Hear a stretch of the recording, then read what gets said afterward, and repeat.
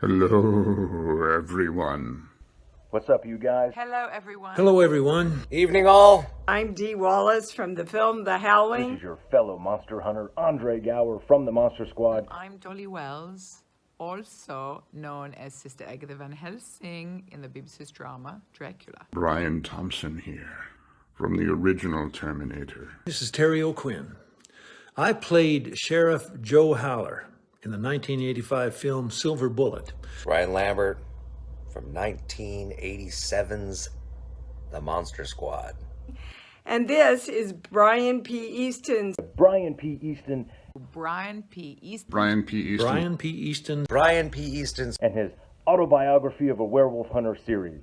This, my friends, is Whiskey with the Werewolf Hunter. Whiskey with the Werewolf Hunter. and Whiskey with the Werewolf Hunter. Whiskey with a Werewolf Hunter. Whiskey with the Werewolf Hunter. I couldn't decide to say werewolf or werewolf, so I've done a mixture of both. Brian P. Easton.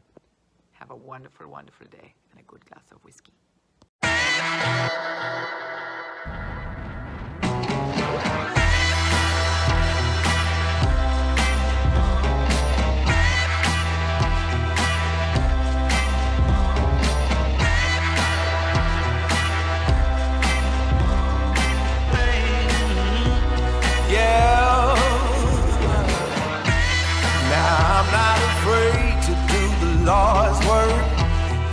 Vengeance is his, but I'ma do it first.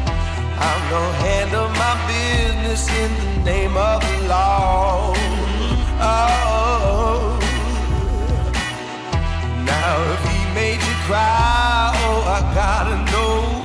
If he's not ready to die, he best prepare for it. My judgment's divine. Welcome to the Werewolf Bar, everyone. Here we are again for another round, and your November edition of Whiskey with the Werewolf Hunter. We're glad you stopped by. There's a few things I have to tell you up front tonight, that we are without a Tools of the Trade or a Doc Talk Shop segment. Harvest is just a bad time of year to catch Tex Grebner, and Dr. T is having some technical issues. November always seems like it's a bit of a slowdown anyway after our October show. But nonetheless, we hope to make it a good one for you. To get us started with that, our creature of the night is something called Shanky's Whip. Now, I have never heard of this until just the other day when I was browsing through the whiskeys, and a store attendant asked me if I was looking for anything in particular. I told him I was just looking for something interesting, and I told him a little bit about the show. And he led me down to the Irish whiskey section and took down this bottle. Asked me if I had ever had it. I had not, and he told me what a treat I was in for if I decided to take his suggestion. So here we are with this Irish whiskey that I literally know nothing about, except for what's on the bottle, and of course how dark it is. And it has been a while since I have seen a whiskey this color, which is one of the things that I found interesting about it. Shanky's Whip. Okay, that came out a little quick. Try not to get my hopes up. To you.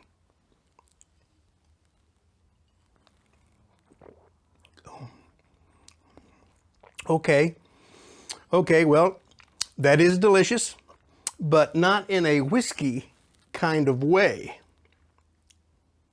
So this is obviously some kind of a flavored whiskey, or a liqueur of some kind, because this tastes just like a vanilla sweet cream and coffee kind of a thing. A little bit, it reminds me a little bit of Bailey's Irish Cream without the so much creaminess. So clearly there was a miscommunication at the liquor store, and I should have been more attentive because some of the places that they store these liqueurs or other things, you know, are kind of like right in there with it. This was with the Irish whiskeys, you know, and I see it all the time, you know, Southern Comfort piled right in there with the bourbons where it should not be. The guy didn't lie to me though, and it really is tasty. Not something we usually have at the Werewolf Bar. I guess I did ask for something different. So if you checked with our Facebook page in the last week or so, you've probably seen my post about The Plagiarist that I've been working to shut down. If you're not following the page, I'll tell you where you can find us at the end of the show. But this plagiarist, who goes by the name of Paul Weightman, W-E-I-G-H-T-M-A-N, ripped off my first book. Had it for sale under the title Operation Lycanthrope, with just a god-awful cover on it. Now, I know my books have been pirated, just like everything else on the internet. And there are probably places, well, I know there are places where you can download them illegally. But even that doesn't really bother me as much as someone actually stealing my material and putting their name to it. It's something I've never run up against before, especially anything as brazen as this guy who literally changed Sylvester's name and a few details, such as the Northern Cheyenne became Chippewa Cree. And he talks about the Chippewa Cree dog soldiers.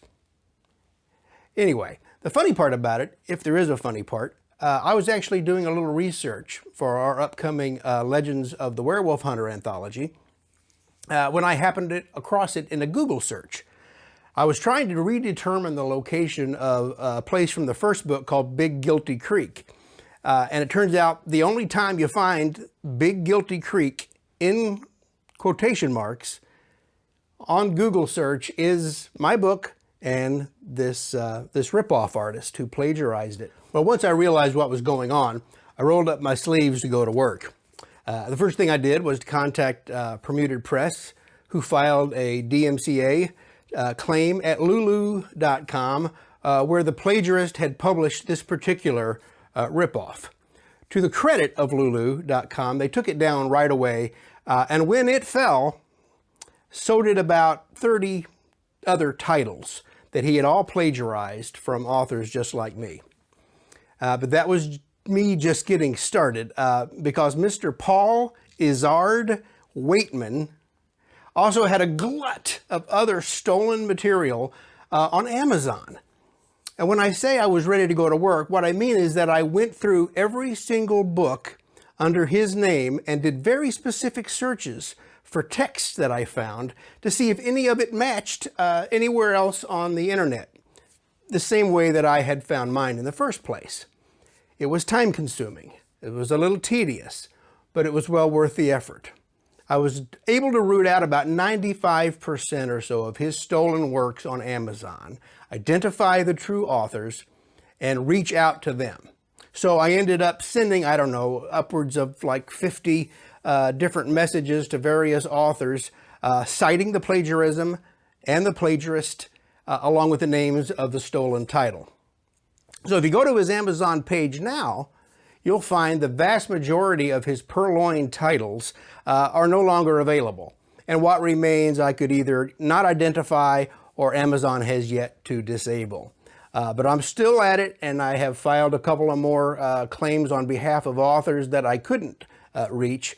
And I hope Amazon will just have enough common sense just to ban this guy outright from their platform regardless. The responses that I've gotten back from authors I've contacted have mostly been ones of thanks, of appreciation.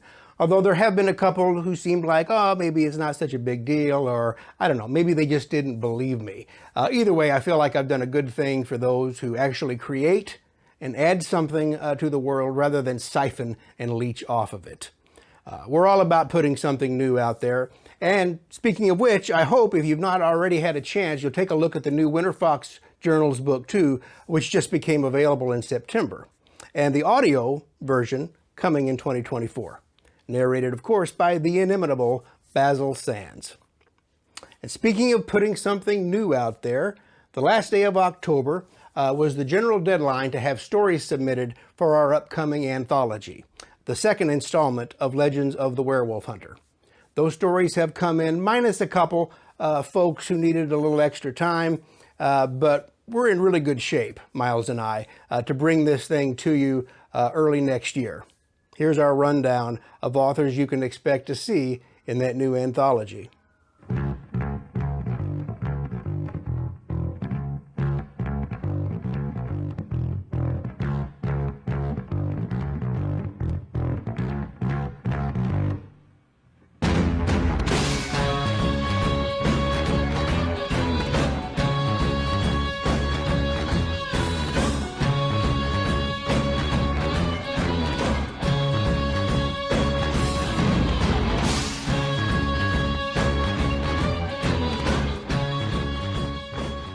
Plus, we have stories from Miles Booth himself, Mr. W.J. Pittman, and our own Amanda Rogers, who is here with us now for another outing of Amanda Asks.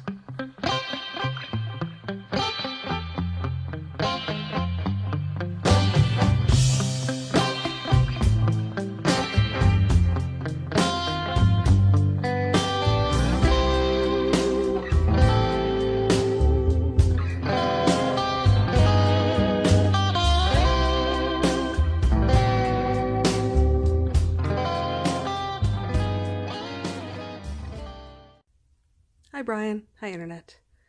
I've been wondering, does the ending of the Winter Fox line, the killing of mothers sometimes even before they know they're pregnant, does that go back to before Sylvester's time, back to the time of Michael and his early wives? We know he only has one child. Were there other potential children we didn't get to meet because the werewolves were attempting to end that line early? I'd like to know. Keep wondering. Okay, Amanda, that's a good question. And if you're not sure what we're talking about, spoiler alert, it's revealed in the original trilogy that the Beast wanted to kill Sylvester in utero, or perhaps mark him, which didn't work out the way they intended. We also learned that this is something that they have continued doing, at least in two women in Sylvester's life, two women who were carrying Sylvester's unborn child, Joanna Strom and Tanya Clemens. Now, it's not really clear from the text where this kind of tradition came from, but we can see from the first two Michael Winterfox journals that although Michael has now lost two wives, neither one of them seems to have been killed because they were pregnant. Michael's first wife actually was pregnant but lost her child on the journey through the Badlands, well before she was bitten and killed by a wolf. His second wife fell victim to the temper of her new husband, and you want to check out the new book if you want to know what became of him. But because the wolves specifically invoke the line of Winterfox as the bloodline they're trying to curtail, my inclination is to say that this killing of the unborn line had its origins with Michael himself once he became a name amongst the lineage.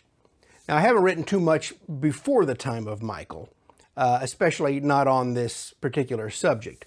But in my mind, I picture the ancestral line of the feud, that is the blood feud to which Michael and Sylvester belong, to have been a kind of hit and miss campaign throughout the different generations in terms of its effectiveness, leading up to Michael. Now, if we have a look at some of those generations, we're going to find some ruthless werewolf killers, individuals who may have achieved notoriety with the Beast, but few, if any, who lived to Michael Winterfox's old age or had the kind of impact that he has had. Michael starts out as the last of his line. No other heirs in sight, and he rises to the occasion to carry this feud into something to be taken seriously by the lineage. I don't know if we can say that Michael is or was the greatest warrior of his line, but he definitely got the most attention because of his exploits and lived long enough to take it into the next generation with Sylvester, which kind of begs the question, who's going to carry the feud from here? Sylvester has no living children, no siblings, and after Michael, no family at all. Thanks for the question, Amanda. And if you have a question for the show, be sure to send it to Amanda at the email address you saw at the end of her segment. Well, it's been short and sweet this month, but I hope it's been worth your while. I'm going to have another taste of this Shanky's Whip and watch my blood sugar go up. And we're going to call the Werewolf Bar closed. We do appreciate you stopping off tonight. Want to remind you that you can find us on the web at werewolfhunter.com and on Facebook by searching Autobiography of a Werewolf Hunter. You can also send me an email if you want, brian@werewolfhunter.com. Remember to like and subscribe on your way out. And until we get together in December, I want to wish you a happy Thanksgiving and happy hunting. Mind the moon.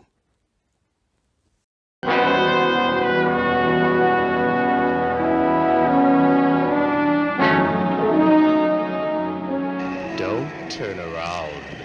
There may be something behind